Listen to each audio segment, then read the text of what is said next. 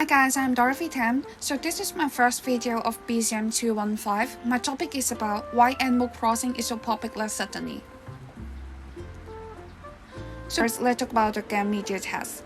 Well, Animal Crossing is actually released for 19 years already. Its game media test always emphasized that player could escape from urban, that's mean reality, and interact with the cutest villager through playing this game. It actually provide a platform to the player to lead the player could fulfill their creativity and imagination. More importantly, the game interface and menu are simple, so players are easy to play it. Is just attracted to different ages of player to play this game. In 2020, Nintendo did a really huge change for adding the social function in Animal Crossing. So it's just fit the player daily habit, because nowadays more and more people like to stay at home. Just like me, I would call myself an otaku. I would like to stay at home to play games. It's just cater our favor. And more importantly, Switch is a product that is really easy to carry. Compared to Xbox 360 or PS4 or PS5, it's just easy to put it inside your handbag or your tote bag, so it's easy to carry. Then let's talk about the coronavirus pandemic. Well, I would say even I'm an otaku, but staying home for quarantine and lockdown for more than a year, I would say it's become a prison for me. Some of the research point out that people are easy to feel loneliness and sadness and helpless because of the lack of companies. As I mentioned before, Animal Crossing was actually adding the social function in this game, so it's become a platform to the player of connecting friends online and another way of traveling too. Player could travel to different islands through the invitation link and amiibo card. So it just fits and satisfies the desire of people want to hang out and travel.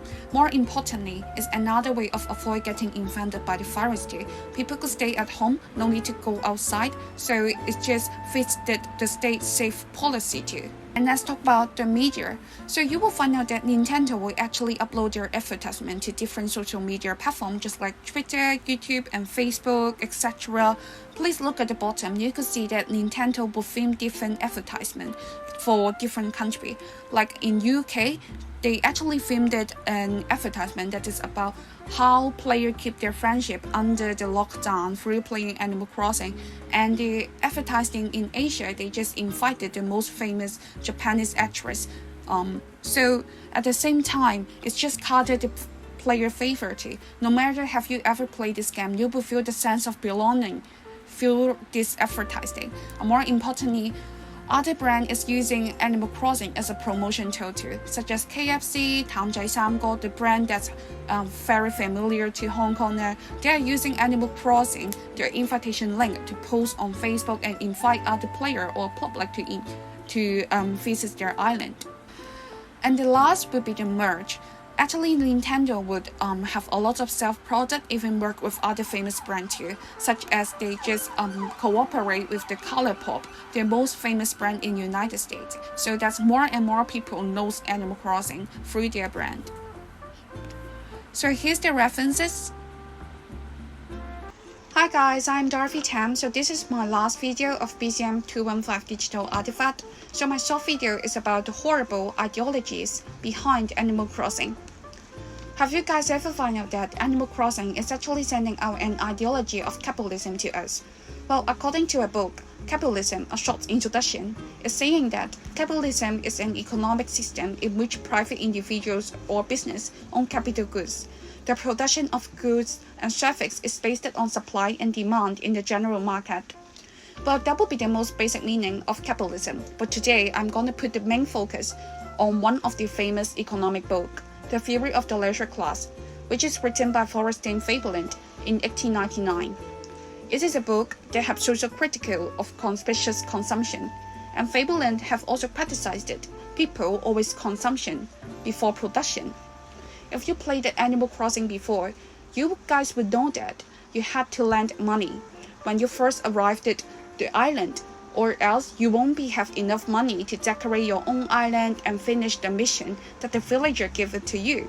So before production, you already have consumption. That means you have a debt. At the same time, Faivelin have mentioned another concept of conspicuous consumption. Do you guys still remember the time that everyone uploaded their Animal Crossing gameplay experience and their own island to different social media platforms? I have to admit it, I'm one of the people too.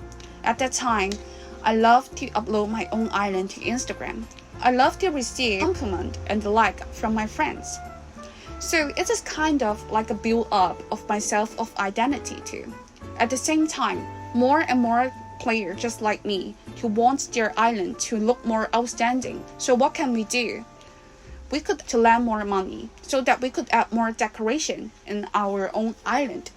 So it has become like a show off on social media. If our island looked more beautiful, so we could receive more like and compliment. Fabelin had also mentioned that the upper class and middle class will usually ignore the effort or hard working of lower class, that means the producer. If I refer this concept to Animal Crossing, the upper class will be the Tom Nook, middle class will be the villager, the lower class will be the players. Every time when player finished the villager mission, the villager won't say anything that's showing their appreciation. They only would offer more mission to the player. And player always have to lend money from Tom Nook just for satisfies the desire of the villager. So the player just feeds the another concept that Fabelin mentioned it, Pedro's labor. Player always have to keep playing this game day and night just for finish the mission and settle the debt. In reality, it is another way of wasting real time and energy too. Then let's talk about the ideology of casino capitalism. It is a concept that presented by Susan Strange in 1986. She's saying that a capitalism society is just like a famous casino in Las Vegas, because both of them are full of speculative and risk. A successful casino must have four important elements: gambler, gambling equipment, bets, and bargaining chips. Maybe at this moment you guys will feel like it is not related to Animal Crossing. But what if I use this concept to refer to the trumpless exchange in Animal Crossing? The gambler will be the player, the gambling equipment will be the trumpless, the bets will be the money that lands from Tom Nook, the bargaining chips will be the exchange price of trumpless. At this moment, we must mention another famous book, The Green Imperative, that written by Victor Popovnik in 1995. He have actually mentioned a concept of confront. So let me give you guys an example. So you and your friend just visited to Las Vegas. At first, you're saying that you won't go inside any casino. But eventually, most of your friends just go inside. So because of pressure, you will go to the casino too. Just imagine, if most of the Animal Crossing player telling you that this week the trumpless price would be really high, so it would become another pressure too, and become an attractive element for you. So you would landing more money from Tom Nook or spending more money for buying the trumpless and waiting for Sunday to sell it for the good price. Animal Crossing media culture is actually sending out and wrong investment and money value to us. Most of the players of Animal Crossing are underage. They still not have a clear concept of money. So it was causing them to feel like, oh, lend money in virtual world is mean no consequence in reality. And in the future, it probably would affect his or her investment value too. Then let's talk about the ideology of hedonism. It is a concept that presented by an ancient Greek philosopher, Epicurus. So he's saying that happiness is separate to short-term and long-term. If I refer it to Animal Crossing, the short-term will be the happiness from playing Animal Crossing, but in long-term, player will addicted to the relaxed feeling, because Animal Crossing is some kind of like an escape from reality and urbanity. Then let's talk about the ethical issue of Animal Crossing. So I will using myself as an example. I would say at that time I'm an Animal Crossing addictor. I am lack of self-control over this game.